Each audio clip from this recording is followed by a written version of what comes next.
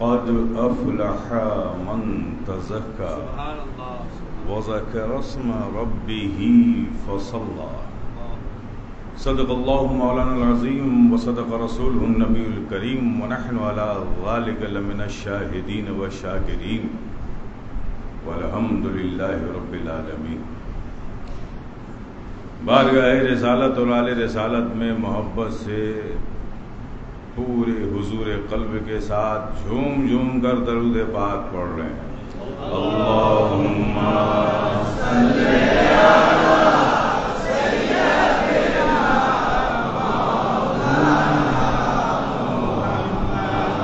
وعلی آل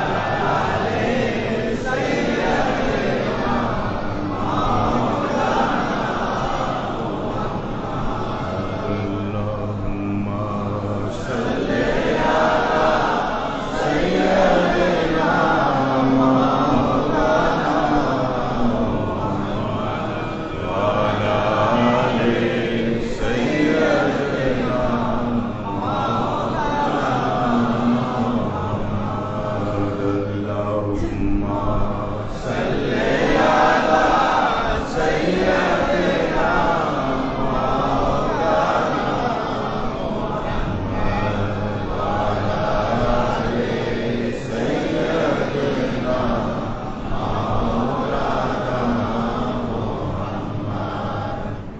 مولانا اللہم صلی محتاج کو سرکار بلائیں تو عجب کیا، محتاج کو سرکار بلائیں تو عجب کیا، سوئی ہوئی تقدیر جگائیں تو عجب کیا، سوئی ہوئی تقدیر جگائیں تو عجب کیا۔ کچھ حسن عمل پاس نہیں پھر بھی یقین ہے، کچھ حسن عمل پاس نہیں پھر بھی یقین ہے، بخشش کا وہ مژدہ جو سنائیں تو عجب کیا، بخشش کا وہ مژدہ جو سنائیں تو عجب کیا۔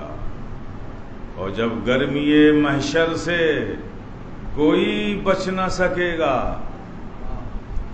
جب گرمی محشر سے کوئی بچ نہ سکے گا، دامن میں اگر اپنے چھپائیں تو عجب کیا، دامن میں اگر اپنے چھپائیں تو عجب کیا۔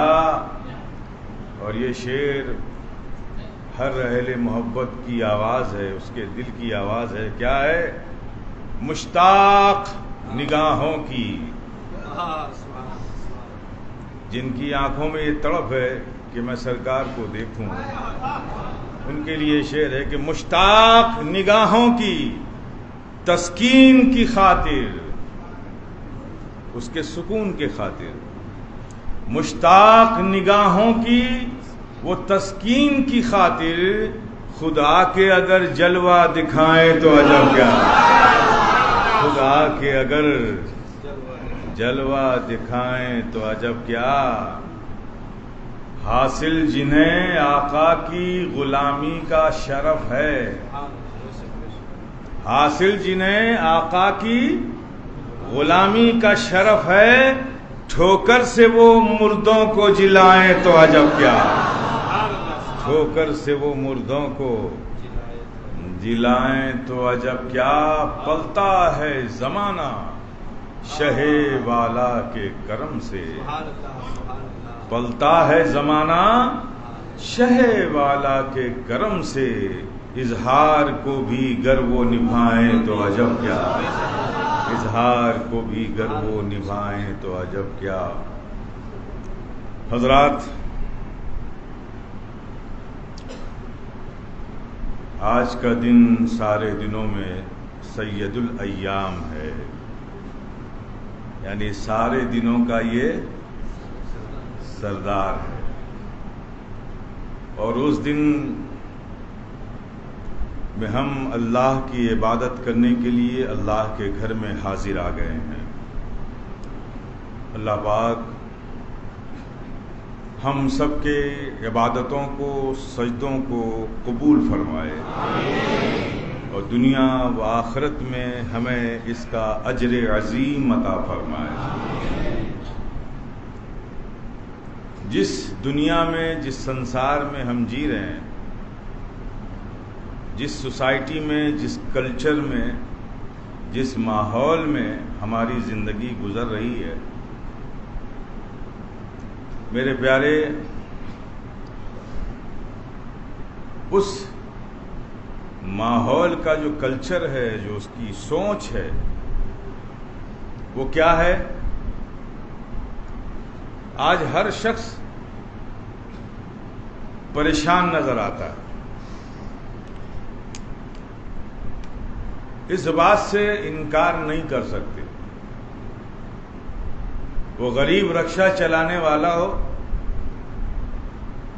یا کارپوریٹ سیکٹر کا ٹریلینر اور ملٹی ٹریلینر ہو، یا مڈل کلاس کا کوئی آدمی ہو،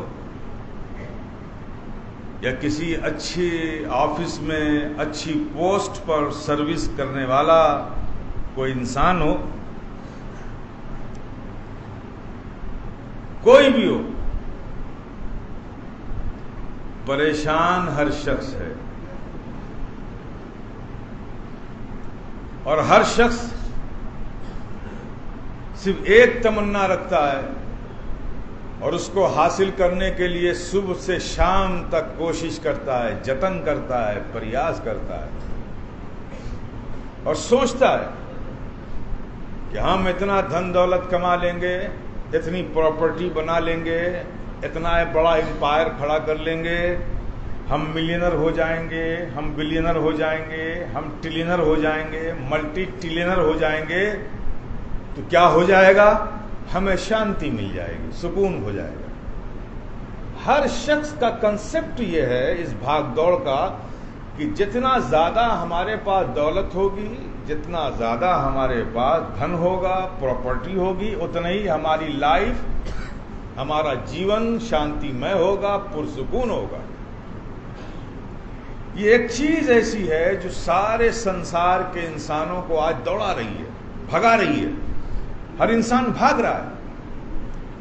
اور حال یہ ہو گیا بھاگتے بھاگتے ایک نیا کنسپٹ ڈیولپ ہوا جس نے انسان کو حیوان بنا دیا۔ وہ کیا ہوا کہ کسی بھی انسان کو آج کے دور میں آج نے پریشان نہیں کیا، کوئی بھی انسان آج سے پریشان نہیں۔ آج تو اللہ نے صبح اٹھایا، زندہ ناشتہ کرایا، کھاوا داوا دیا، ہم یہاں مسجد میں آ گئے عبادت کرنے کے لیے، شام بھی ہو جائے گی، آج تو ہم کو کسی نے پریشان نہیں کیا۔ لیکن آپ دیکھیں، آج سے کوئی انسان پریشان نہیں ہے، ساری دنیا کا انسان کل سے پریشان ہے کہ کل کیا ہوگا۔ اس بھے نے انسان کو انسان سے حیوان بنا دیا، سب کو کل ستا رہا ہے، سب کو کل کا بھے ہے کہ آج تو روٹی ملی، کل ملے گی کہ نہیں ملے گی، آج ہمارے پاس اتنا سارا دھن دولت ہے، کل رہے گا کہ نہیں رہے گا۔ اس کل کے بھے نے انسان کو انسان سے حیوان بنا دیا۔ اب سکون کی بات تو بہت دور کی رہ گئی، شانتی تو کسی کونے میں پڑا ہے، اب تو اس بھے سے انسان پریشان ہے کہ کل کیا ہوگا۔ تو میرے پیارے، انسان، اللہ نے کسی بھی منش جاتی کے عقل کو یہ طاقت ہی نہیں دی ہے کہ وہ کل کو دیکھ سکے۔ کل میں کوئی جھانک لے، کل میں کوئی دیکھ لے، یہ انسان کی عقل کو اللہ نے قوت ہی نہیں دی۔ تو جو چیز اللہ نے دی ہی نہیں ہے تو اس کو پاؤ گے کیا؟ یہ عقل سے کل کو نہیں دیکھ سکتے، کل عقل کو نظر نہیں آتا، لیکن ہاں اللہ نے کچھ ایسے مرد مومن رکھے ہیں زمین پر، وہ جب کل کو دیکھنا چاہتے ہیں تو عقل سے نہیں دیکھتے، اپنے من کی آنکھوں سے دیکھ لیتے ہیں۔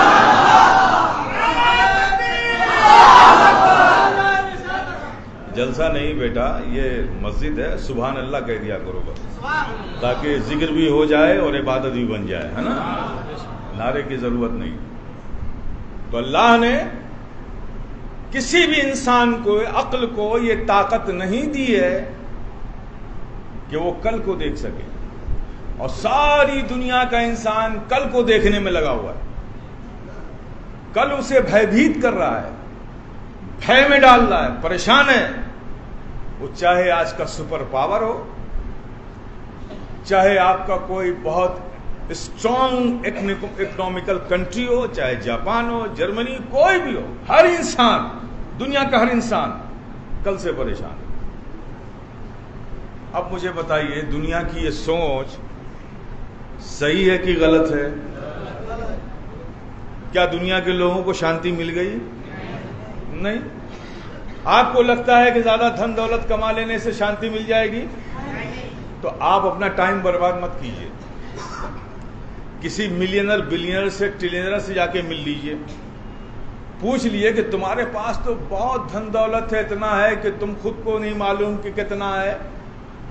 تو ہم کو تو ہماری سوسائٹی نے، ہمارے لوگوں نے، ہمارے کلچر نے یہی بتایا ہے کہ جس کے پاس زیادہ دھن دولت ہوگی وہ سب سے زیادہ شانتی مے ہوگا، سب سے زیادہ پرسکون ہوگا۔ تمہارے پاس سب سے زیادہ دھن دولت ہے تو تم تو بہت شانتی سے ہوگے، جا کے خالی پوچھ لیجئے اس سے۔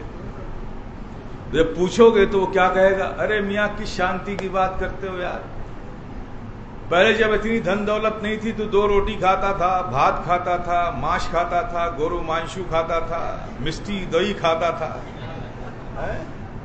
اب اتنی دھن دولت ہے میرے پاس کہ مجھے خود نہیں پتا کتنی ہے، اور تم سکون کی بات کرتے ہو۔ اب ڈاکٹروں نے ہم سے کہا ہے کہ دیکھو کچھ کھانا پینا نہیں، صبح 1 گلاس صرف جوس پینا، فروٹس کے جوس، اور یہ 250 mg کی ٹیبلٹ کھانا بس۔ شام کو 1 بال، 1 پیالہ سوپ پینا ہے تمہیں، اور یہ 400 mg کی ٹیبلٹ کھانی ہے بس۔ اس کے آگے گئے کہ کم گئے۔ اتنا دھن دولت میرے پاس ہے، لیکن اس میں سے میرا حصہ کتنا ہے؟ صرف 1 گلاس جوس، 1 گلاس سوپ۔ آپ سمجھ سکتے ہیں ایسے انسان کو کہاں شانتی ہوگی؟ میرے پیارے، کنسپٹ بڑا صاف ہے۔ اللہ نے جہاں شانتی کو رکھا ہی نہیں ہے، تم وہاں شانتی ڈھونڈ کہاں رہے ہو؟ جو چیز جہاں ملتی ہے وہاں جا کر لینی پڑتی ہے۔ کسی سبزی والے کی دکان پہ جا کے کہو تم کہ 1 کلو گورو مانشو دے دو،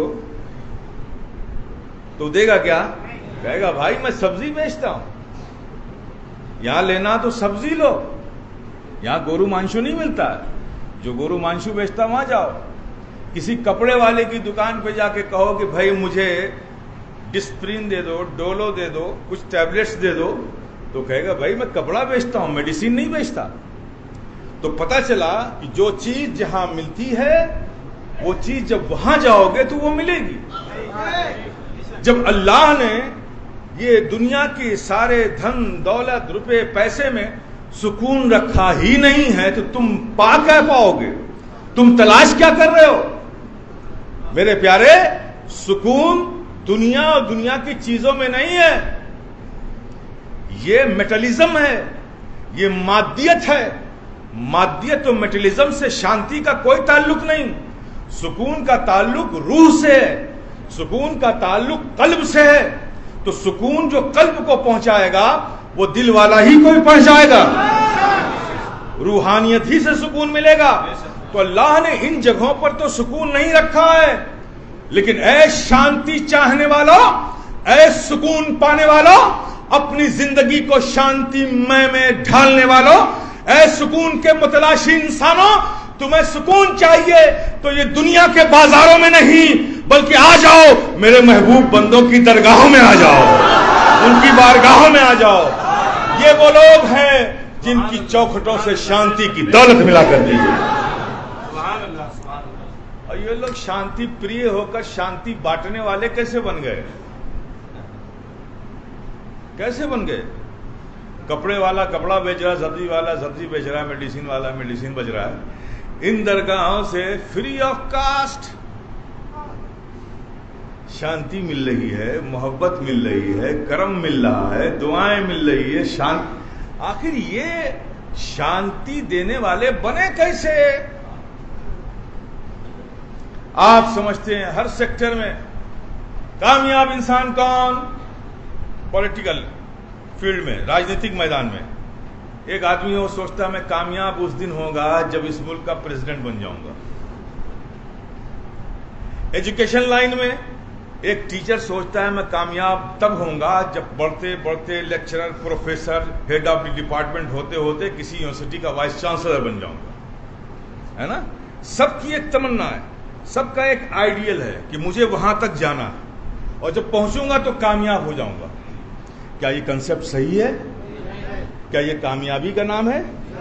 मेरे प्यारे, नहीं। उस creator whole of the world ने, उस संसार के रचयिता ने, उस रब्बुस समावात वल अर्द ने, उस खालिके कायनात ने, हमारे मालिक ने जो कामयाबी का राज बताया है, दुनिया हासिल करने में नहीं बल्कि उसने कुरान में बड़े साफ लफ्जों में कहा, कद अफलहा मन तज़क्का, कामयाब वो हुआ जिसने अपने आप को पाक कर लिया, जिसने अपने दिल को साफ कर लिया, जिसने अपने आप को पाक कर लिया। किससे? अपने अल्लाह के नाम के जिक्र से, अल्लाह के नाम के जिक्र से और नमाज से। जिसने अपने दिल को, अपने आप को सुथरा कर लिया, रब फरमाता है कामयाब वो हुआ।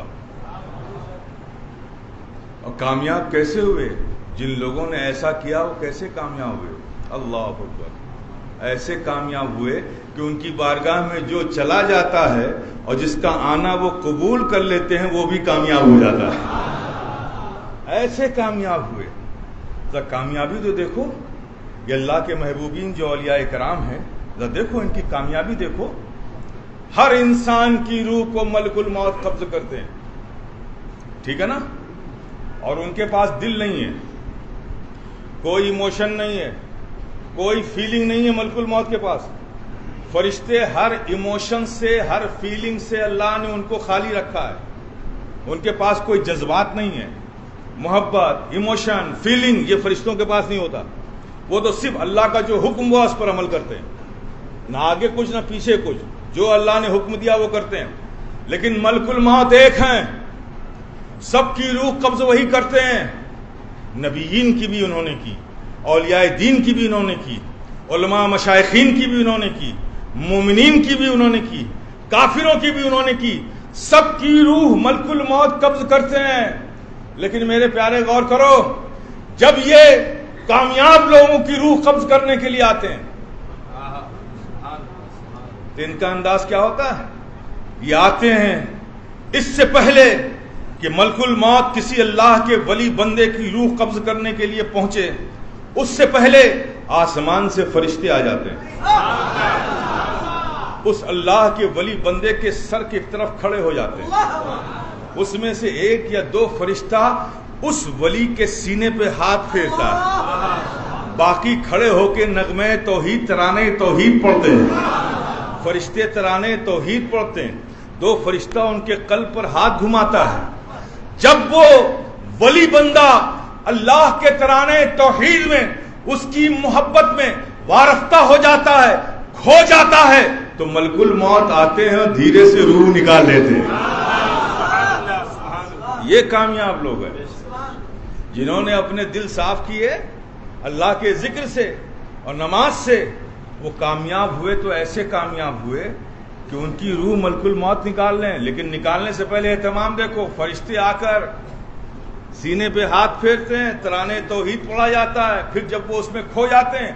और दूसरी चीज, जब तराने तौहीद फरिश्ते पढ़ते हैं, उनके सीने पर फरिश्ते हाथ फेरते हैं, तो अल्लाह पाक जमीन और आसमान के हिजाबात उनकी नजरों के सामने से हटा लेता है और फिर वो अपने घर में अपने बिस्तर पर लेटकर अर्श-ए इलाही के जलवे देखते हैं।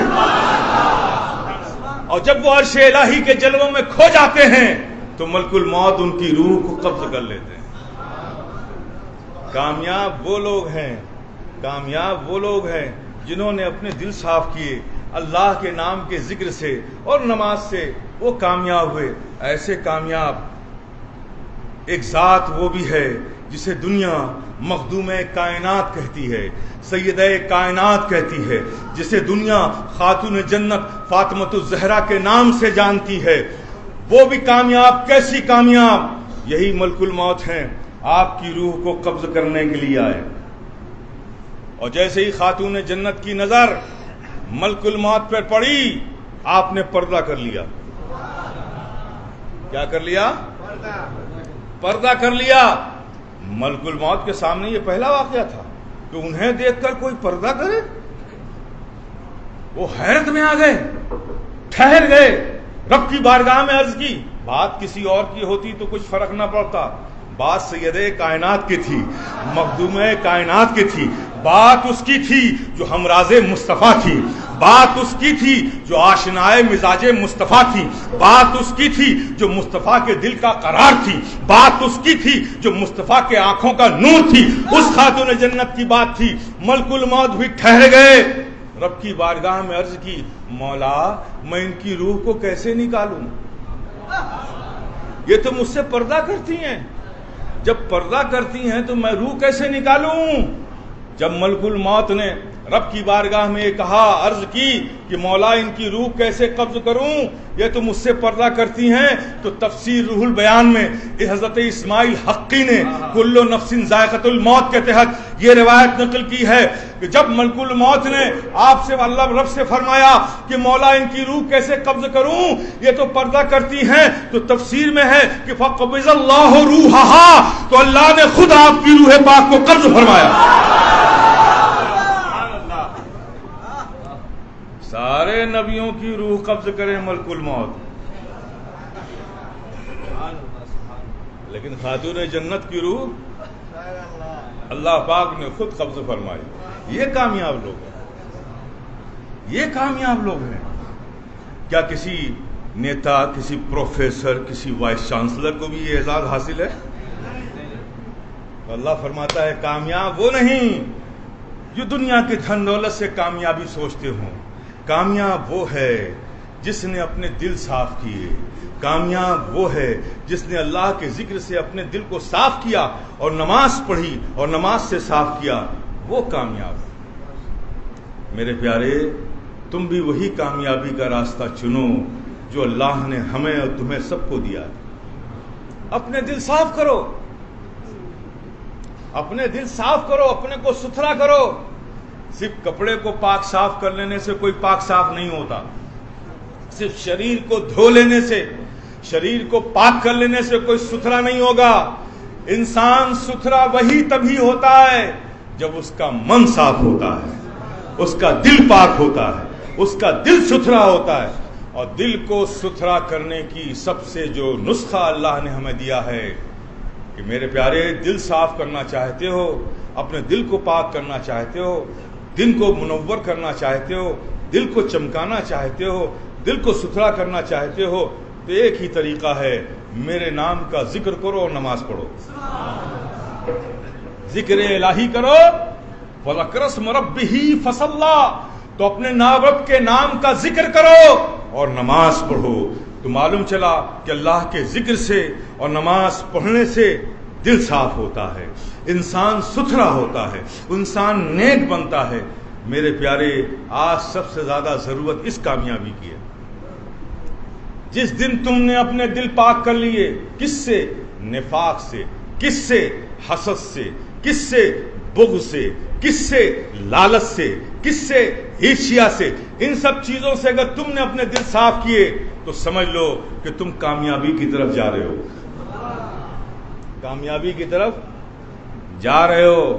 جو اللہ نے کوئی دوسرا راستہ رکھا ہی نہیں ہے کامیابی کا، تو تم کو ملے گی کہاں سے؟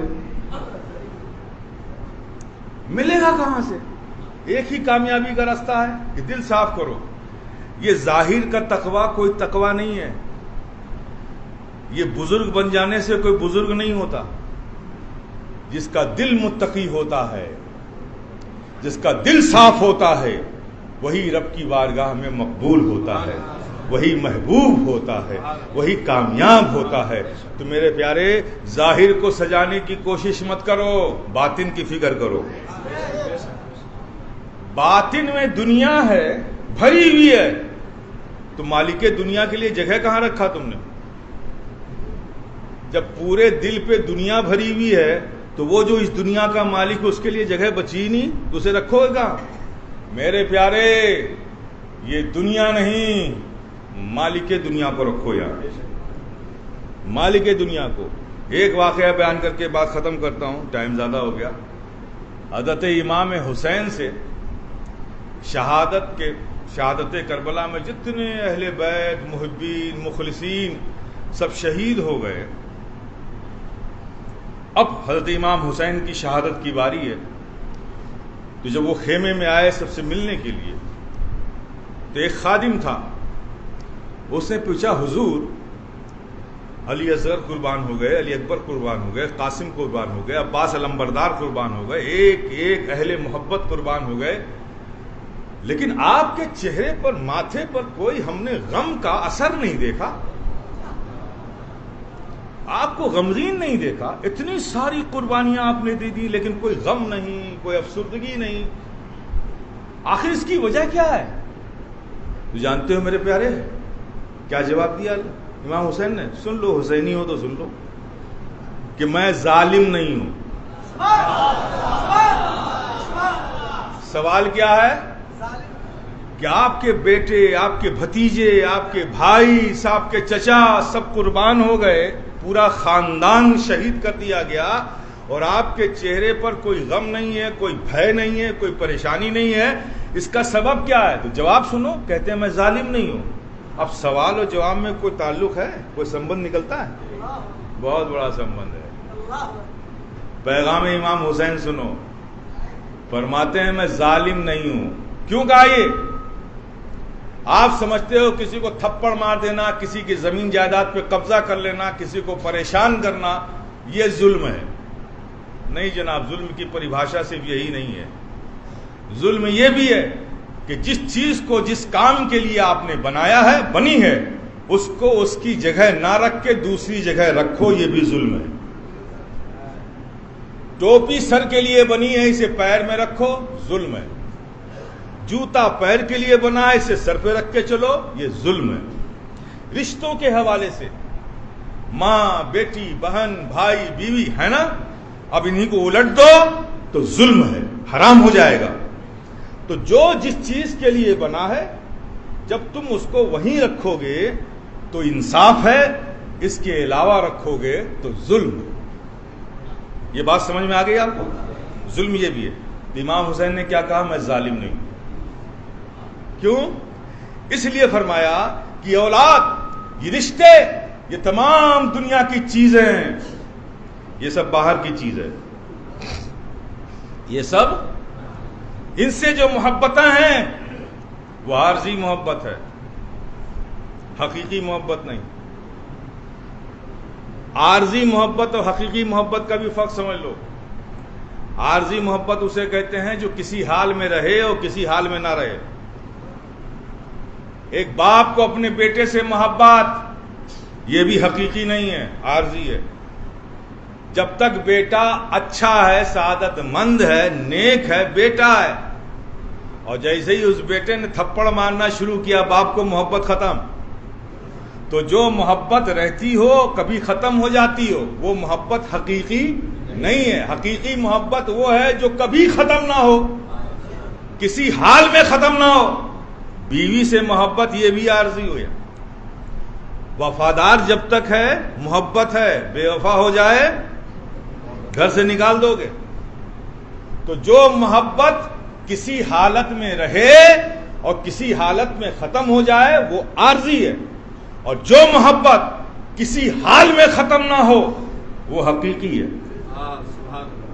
تو جو عارضی چیز ہے وہ باہر رکھنے کی ہے، اور جو حقیقی چیز ہے وہ اندر رکھنے کی چیز ہے۔ تو امام علی مقام نے کہا کہ مجھے غم اس لیے نہیں ہوا کہ میں ظالم نہیں ہوں، اس لیے کہ مجھے پتا ہے کہ یہ محبتیں باہر کی تھیں، میں نے اسے باہر رکھا، اور حقیقی محبت کا حقدار تو صرف ہمارا رب ہے۔ رب ہی وہ ذات ہے جو حقیقی محبت کا حقدار ہے، اور میں ظالم اس لیے نہیں ہوں کہ میں نے اس کی محبت کو اپنے دل میں رکھا ہے۔ اور غم کا تعلق دل سے ہوتا ہے۔ اور رب سے ہی حقیقی محبت ہے. مجھے بتاؤ یہ ارتھ کوئک، یہ زلزلہ، سائیکلون، یہ سونامی کون آتا ہے؟ کس کی طرف سے آتا ہے؟ بولو نا.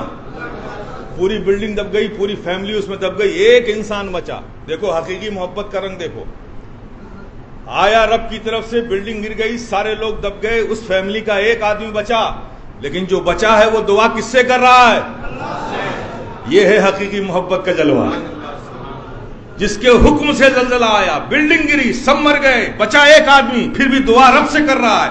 کیونکہ رب کی محبت ہی حقیقی محبت ہے، وہ کسی حال میں ختم نہیں ہوتی. امام علی مقام نے کہا کہ جس کی محبت کو اندر رکھنا چاہیے تھا میں نے اسے اندر رکھا، جس کی محبت باہر رہنے کی تھی میں نے اسے باہر رکھا. اس لیے میں ظالم نہیں ہوں کہ جس ذات کی محبت میرے دل میں ہے اس ذات کی خوشی اور رضا کے لیے میں نے سب کچھ قربان کر دیا. سمجھ گئے؟ تو میرے پیارے، دل کو ستھرا کرو اللہ کے نام کے ذکر سے اور نماز سے، اور اپنے دل سے سارے کینہ، بغض، حسد، ایک دوسرے کے خلاف جو سازشیں ہیں اس سے اپنے آپ کو بچاؤ. اللہ پاک ہم سب کو راہ ہدایت پر رکھے. وآخر دعوانا الحمدللہ.